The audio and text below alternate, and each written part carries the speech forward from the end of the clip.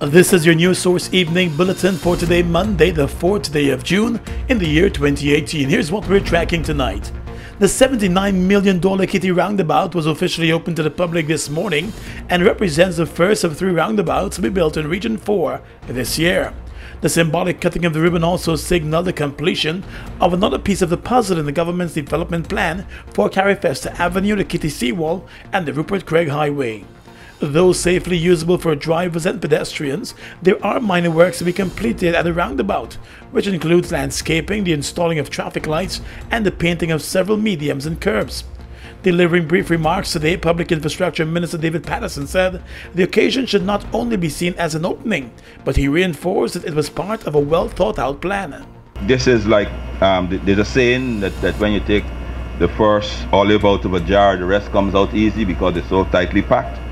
This roundabout is exactly that. This is the first, but during the course of this year and next year, there will be 2 additional roundabouts in 2 equally important areas. One will be at the Tumeri Junction. That work has already started, and that's with the contractor Geico for $74 million. And then there will be a roundabout at Embankment and Mandela or Sheriff Street, whichever you want. That's under the widening of the Sheriff Mandela program, and that is the contract there.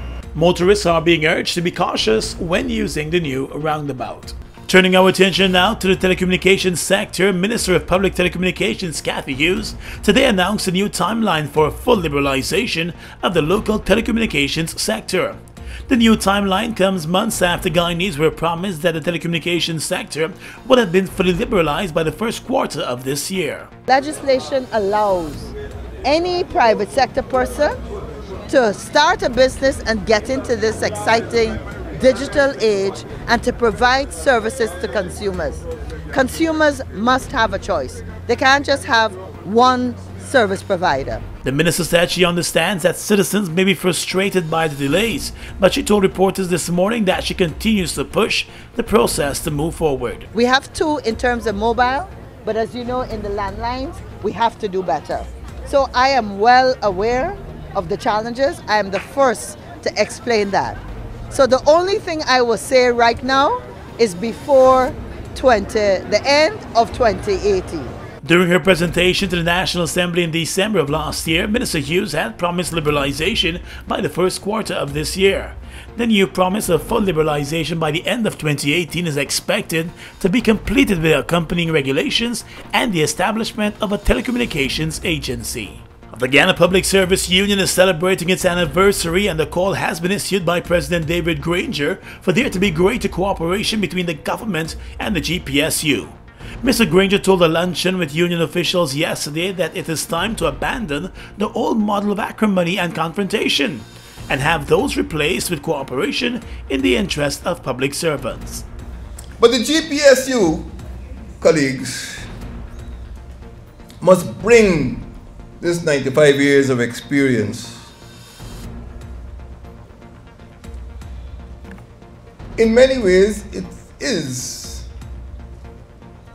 not only one of the most experienced unions, but it should also be one of the most intelligent unions, because it contains the educated elite, the creme de la creme,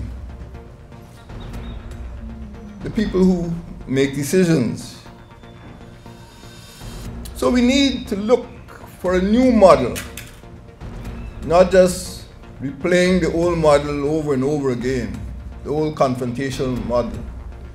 We need to look for a cooperative model in which the people who run this country sit down together and decide how best the people could be served.